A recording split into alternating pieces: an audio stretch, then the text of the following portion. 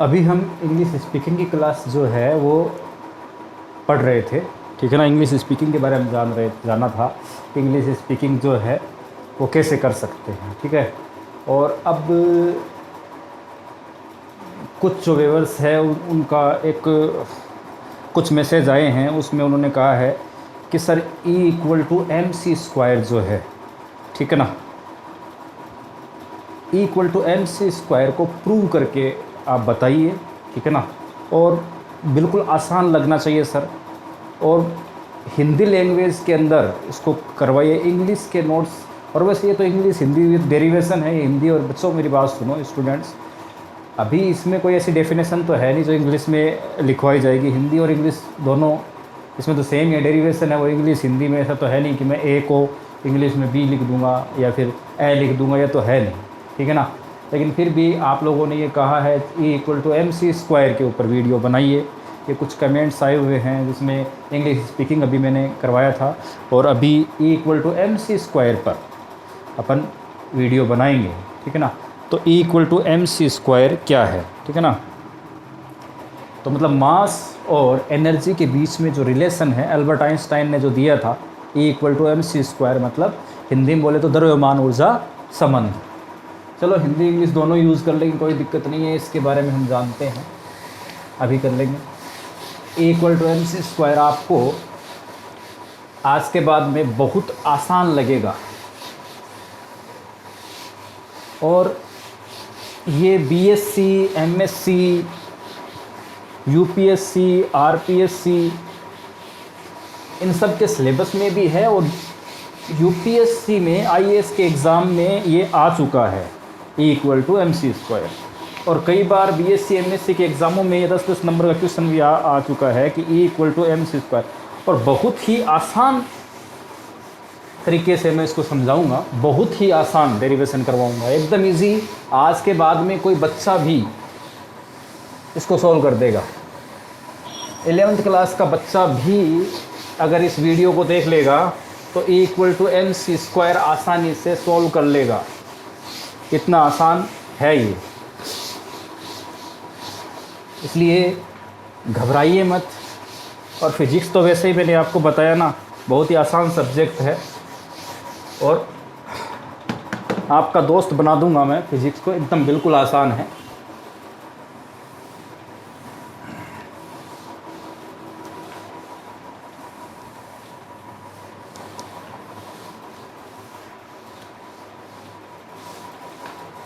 और इसके अलावा भी कुछ कमेंट्स आए हुए हैं, उनकी क्लासें भी लेंगे जब भी टाइम मिलेगा। तो कोशिश करूँगा जो मुझे आता है वो मैं आप तक शेयर ज़रूर करूँगा। बस जो मेरा चैनल है संजय झा सर, उसको सब्सक्राइब कीजिएगा और ज़्यादा से ज़्यादा शेयर कीजिएगा, जो ये नॉलेज है, जानकारी है, ये सब तक पहुंच सके और आसानी से सीख सके। अभी जैसे फिजिक्स है बहुत ही आसान लगेगी, अभी E=mc² कराएंगे, इससे आसान आपने देखा नहीं होगा डेरिवेशन, बहुत ही आसानी से आप समझोगे, एकदम इजी। अभी देखिए, अभी करते हैं, कितना आसान लगता है। तो हमें करना है E=mc², और चूंकि हमें कह दिया गया है कि थोड़ा हिंदी का ध्यान रखिए, हिंदी में सर, तो हिंदी और इंग्लिश वालों को वैसे समझो, डेरिवेशन का क्या है, हिंदी इंग्लिश जैसा ही है। फिर भी चलो कुछ हिंदी लैंग्वेज के वर्ड जो है, हिंदी के शब्दों का यूज़ करूँगा मैं, ठीक है। तो जैसे कोई एम मास है, ठीक है ना, मतलब द्रव्यमान है, एम द्रव्यमान है, हिंदी में बोले तो द्रव्यमान, इंग्लिश में मास। ये एम मास है, ठीक है। जब ये मोशन नहीं करता है, ठीक है ना, इसे m0 से हम रिप्रेजेंट करते हैं, ठीक है ना, दर्शाते हैं m0 से। तो m0 जो ये मास है इस बॉडी का, इसको अपन बोलेंगे रेस्ट मास। अब रेस्ट मास का मतलब क्या हुआ, स्थिर द्रव्यमान, स्थिर द्रव्यमान, समझ में बात। स्थिर द्रव्यमान, रुका हुआ, ठीक है, स्थिर द्रव्यमान, रेस्ट मास। क्लियर है? तो रेस्ट मास है तो उसकी वैल्यू जो है, अगर अभी मान लो वो 5 किलो का है तो 5 किलो का रहेगा, 1 ग्राम का 1 ग्राम का। रेस्ट मास है उसमें जो है वो परिवर्तन नहीं होता है, ठीक है ना। लेकिन अगर इसको वेरी करवाया जाए, अगर इसको मोशन करवाया जाए, इसको मूव कराया जाए, ठीक है ना। अब इस रेस्ट मास को जब मूव कराते हैं, ठीक है, गति करवाई है, तो यही जो मास है ये m बन जाता है, ठीक है ना। तो ये m जो होता है वो मूविंग मास होता है, ठीक है ना, ठीक है ना। किसी बॉडी का मूविंग, जब बॉडी मूव कर रही थी उस समय का मास है, ठीक है ना। तो अब इसको हम कैसे दर्शाएंगे कि ये जो है v वेलोसिटी से मूव कर रहा है, ठीक है। वो रेस्ट मास था, उसके बाद में ये मूव, ठीक है ना, m, वो m नॉट था और ये m है। मूव का मतलब गतिशील, गतिशील द्रव्यमान है ये, ठीक है। ये क्या है? गतिशील द्रव्यमान है। तो देखिए जब ये v वेलोसिटी से मूव करता है तो उस समय मोमेंटम जो है p, वो क्या होगा? mv, ये आप जानते हैं, ठीक है ना, ये आप अच्छी तरीके से जानते हैं। मैं हाफ हाफ कर लेता हूँ, डेरिवेशन पूरा आ जाए आराम से, ठीक है ना। p equal to mv, clear है? Mass and multiply by velocity, ठीक है ना, इन दोनों का जो गुणा है, ठीक है ना, p बराबर mv, द्रव्यमान और वेग का गुणा। क्लियर है? अब यहाँ से हम क्या करेंगे? न्यूटन सेकंड लॉ है ना, उसका यूज़ करेंगे, ठीक है ना। क्योंकि हम ये देखते हैं कि भाई ये जो मास जो चल रहा है तो कितना फोर्स लग रहा है इसके ऊपर, ठीक है, कौन सा फोर्स लग रहा है, कितना फोर्स लग रहा है, वो हम निकालना चाहते हैं। इसको नंबर 1 दे दें तो यहाँ से बिल्कुल आसान होगा। तो यहाँ से F जो होता है, ठीक है, न्यूटन का सेकंड लॉ जो होता है उसके अंदर न्यूटन का द्वितीय नियम जो है वो क्या कहता है कि ये P जो मास है, ठीक है ना, संवेग में परिवर्तन की दर उस पर आरोपित बल के बराबर होती है, ठीक है ना। तो फोर्स के बराबर होती है। मोमेंटम का डिफरेंशिएशन करते हैं तो, ठीक है ना, संवेग में परिवर्तन की दर बल के समान होती है। चलो ठीक है, यहाँ से ये हो गया, ठीक है। अब इसके अंदर इसको पुट कर दिया हमने, ठीक है ना, इस वैल्यू को इसके अंदर पुट कर दिया तो ये हो गया d mv अपॉन या बाई dt, ये हो गया। चलो ठीक है। अब mv को डिफ्रेंशिएट करना है, ठीक है ना, मल्टीप्लाई डिफ्रेंशिएशन करना है ना, ठीक है ना, मतलब गुणन अवकलन, ठीक है, हिंदी में बोले तो गुणन अवकलन, ठीक है।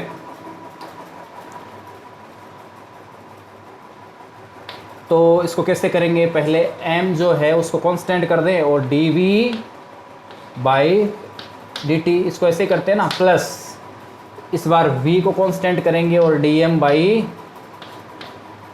dt, ठीक है। इसको ये f इक्वल टू निकला, इसको आप इक्वेशन नंबर 2 दे, समीकरण नंबर 2 दे दीजिए, ठीक है जी। क्लियर है? ठीक है। अब मान लो ये कोई ना कोई डिस्प्लेसमेंट करता है तो उस पर वर्क डन कितना हुआ? तो मान लो dw वर्क डन हुआ है, छोटा सा अपन कार्य निकाल रहे हैं, ठीक है, डिस्प्लेसमेंट करके, तो फोर्स की वजह से डिस्प्लेसमेंट हुआ है, ठीक है ना, जिस फोर्स की वजह से, और उसको काइनेटिक एनर्जी मिलेगी तो इसको dk बोल देंगे। और ये कितना होगा? F ds, ठीक है ना, बल गुणा विस्थापन बोल सकते हैं, फोर्स मल्टीप्लाई बाय डिस्प्लेसमेंट, ठीक है। ये आपका dw या dk, चलो क्लियर है। तो यहाँ से अब आप जो ये f की जो वैल्यू है, यहाँ से ये इक्वेशन 2 से इसके अंदर रख दीजिए, ये थर्ड इक्वेशन मान लीजिए। तो यहाँ से आपका dk आप निकाल लीजिए। देखो कितना आसान है, बिल्कुल आसान है। सबसे पहले ये जो m द्रव्यमान था ये मूविंग, ठीक है ना, मूविंग मास था। तो यहाँ से आपने मोमेंटम निकाल लिया, संवेग निकाल लिया, संवेग से फोर्स निकाल लिया, फोर्स से हमने काइनेटिक एनर्जी या वर्क डन निकाल लिया। तो ये F की वैल्यू रख दी m dv by D T plus v dm by D T और ds। ठीक है जी। अब देखिए मैं क्या करता हूँ, m dv ऐसे कैसे लिख दिया और इसका इस पर मल्टीप्लाई कर दिया तो ये होगा ds बाई डी टी। ठीक है, फिर यहाँ पर v dm ऐसे कैसे लिख दिया और ds by D T. Clear है, यहाँ तक कोई प्रॉब्लम नहीं है। ठीक है, कैमरे में कोई प्रॉब्लम?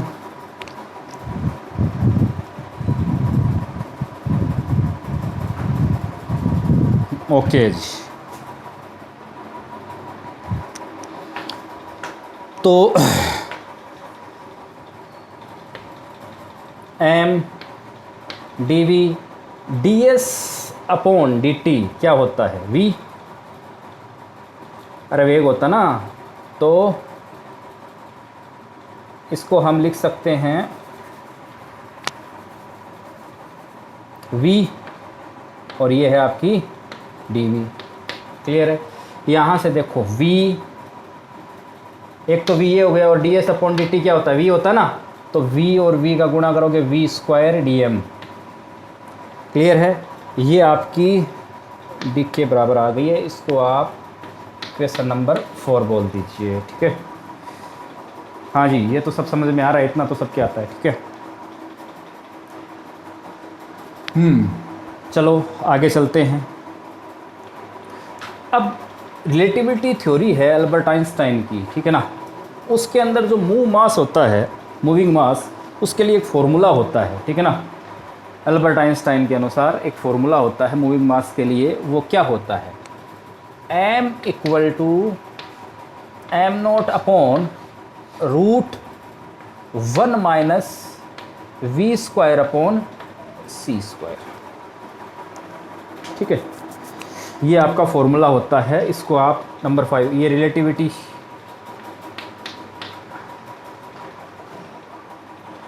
से आया है फॉर्मूला। ठीक है ना, मूविंग मास का फॉर्मूला है। मूव करता है तो इस मास में किस प्रकार से ये परिवर्तन होता है, वेरी करता है। ठीक है, ठीक है जी। अब यहाँ से मैं क्या कर रहा हूँ, ये जो इक्वेशन नंबर 5 है इसको मैं स्क्वायर कर रहा हूँ, यहाँ पर कर रहा हूँ, तो ये क्या हो जाएगा? m स्क्वायर हो जाएगा। ये हो जाएगा m नॉट स्क्वायर और ये हो जाएगा 1 minus V square upon C square. m square m naught square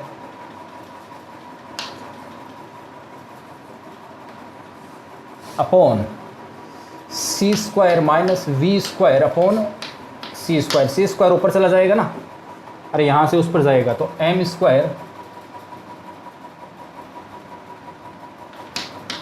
m naught square. देखो बहुत धीरे धीरे करा रहा हूँ वरना एक स्टेप में पूरा हो जाता।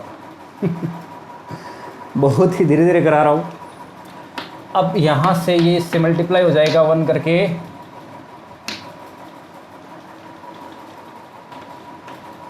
ये ऊपर चला गया ना, तो यहाँ से इसको मल्टीप्लाई करें m स्क्वायर सी स्क्वायर और m स्क्वायर वी स्क्वायर। ये तो क्लियर हो गया। अब ये आ जाएगा आपका m naught square C square. Clear है?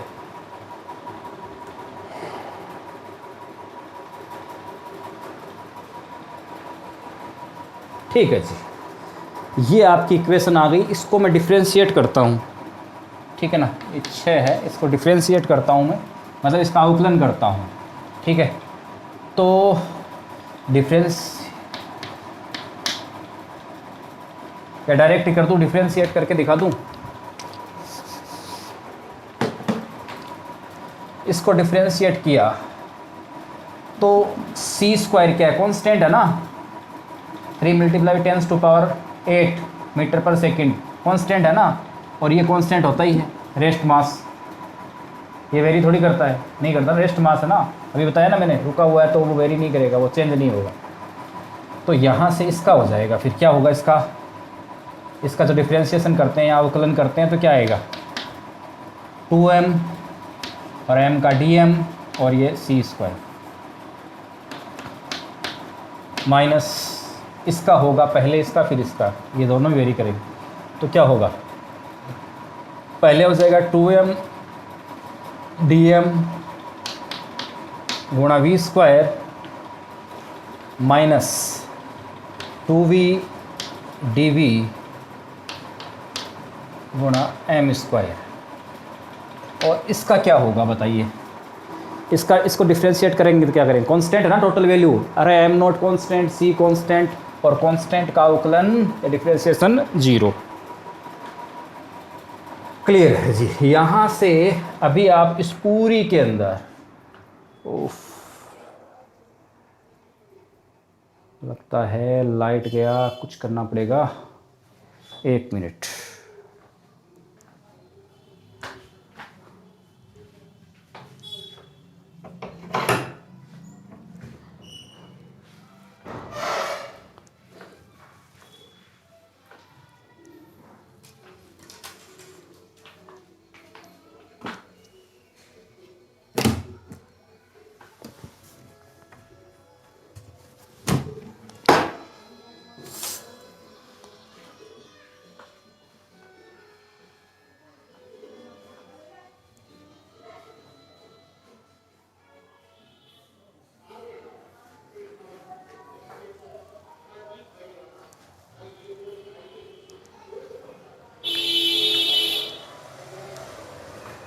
अभी भी सही से आपको दिखाई नहीं दे रहा है,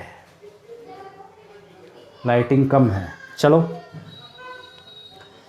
करें कोशिश, इसके अंदर पूरे के अंदर इस पूरी इक्वेशन में 2m से डिवाइड करते हैं तो यहाँ से ये 2m 2m 2m, ठीक है, तो ये सब हट गया तो ये हो जाएगा आपका c² dm minus v² dm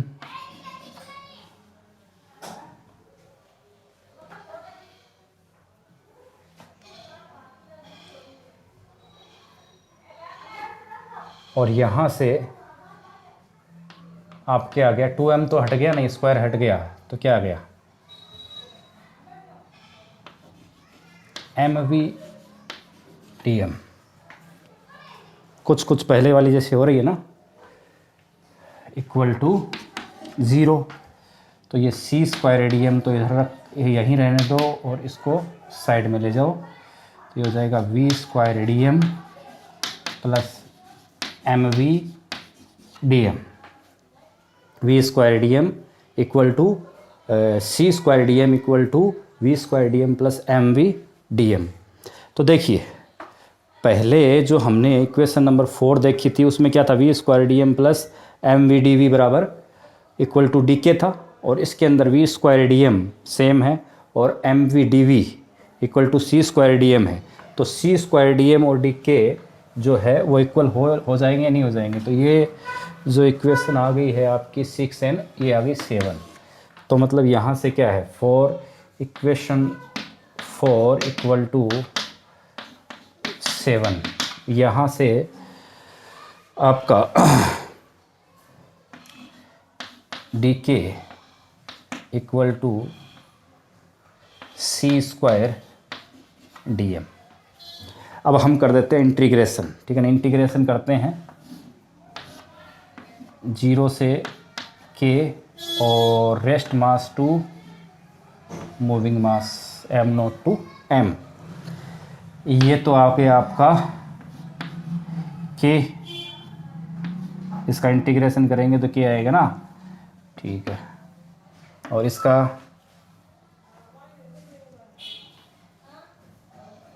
c² तो कांस्टेंट है, ठीक है, c² कांस्टेंट है और इसका आएगा m, है ना, dm का क्या होगा m, तो mc² आ गया, ठीक है,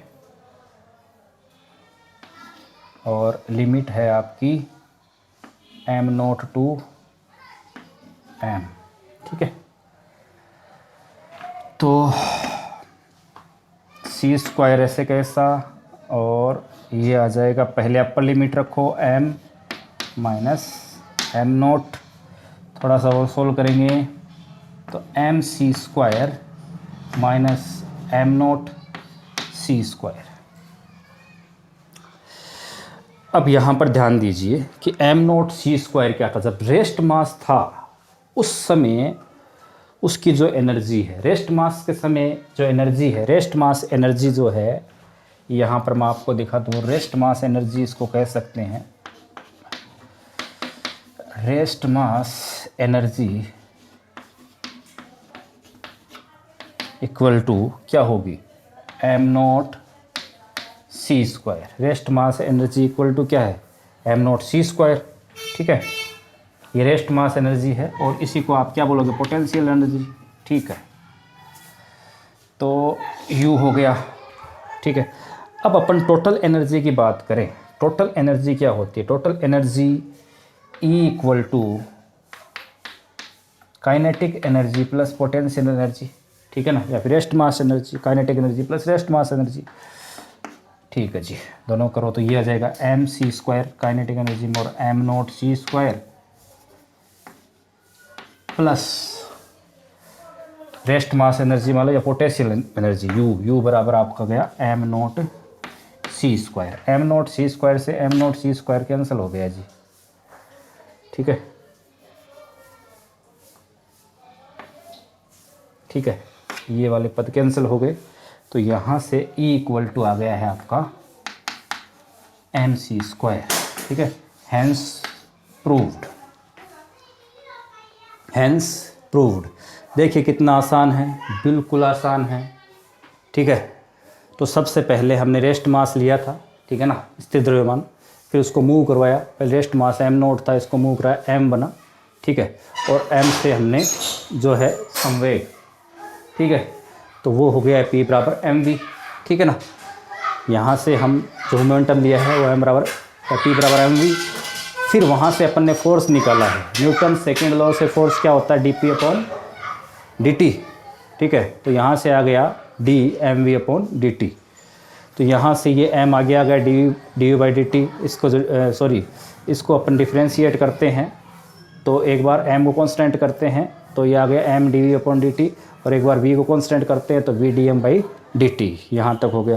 फिर उसके बाद के अंदर आपका आता है वर्क डन। ठीक है ना, अपन वर्क डन देखते हैं, तो वही काइनेटिक एनर्जी जो हुई है वही उसका वर्क डन है, तो डी के और डी डब्ल्यू, तो इसको एफ डी एस। तो यहाँ पर एफ की जो वैल्यू है अभी आपने देखी, M D V upon D T plus V D M by D T को डी एस से मल्टीप्लाई कर दिया, तो M D V D S by D T plus V D M D S by D T. ठीक है, यहाँ तक हो गया। अब यहाँ से डी के बराबर क्या आ गया, ये जो है D S by D T को वी कर सकते हैं, तो एम वी डी वी, और ये हो गया वी और वी स्क्वायर डी एम। ठीक है, यहाँ तक क्लियर है। और फिर एक अल्बर्ट आइंस्टाइन का जो रिलेटिविटी के ऊपर जो मूविंग मास के लिए एक फॉर्मूला है, M equal to M nought upon root one minus V square upon C square. ठीक है ना, तो वहाँ से मैंने इसको स्क्वायर कर दिया, स्क्वायर करने से ये एम स्क्वायर हो गया, ये M note square one minus V square C square, और यहाँ से हमने निकाल दिया है एम स्क्वायर। ठीक है, M note square upon C square upon V square, तो यहाँ से आ गया M square C square minus M square V square बराबर M note square C square. ठीक है, ये क्लियर हो गया। अब हमने ये जो इक्वेशन नंबर 6 आई है, इसको हमने डिफ्रेंशिएट कर दिया, तो डिफ्रेंशिएट किया तो ये एम स्क्वायर का तो 2m dm हो गया, और सी स्क्वायर कॉन्स्टेंट ऐसे कैसे आ गया माइनस। अब यहाँ पर जो हो गया मल्टीप्लिकेशन डिफ्रेंशिएशन हो गया, ये गुणनफल अवकलन। ठीक है, तो यहाँ से इसका पहले इसका कर दो 2m dm और वी स्क्वायर ऐसे कैसा। ठीक है, ये माइनस आगे वाला इसलिए लगाया हुआ है, फिर इसका कर दो 2v dv और एम स्क्वायर, क्लियर है। और ये पूरा का पूरा constant M note square C square, तो इसलिए हो गया 0।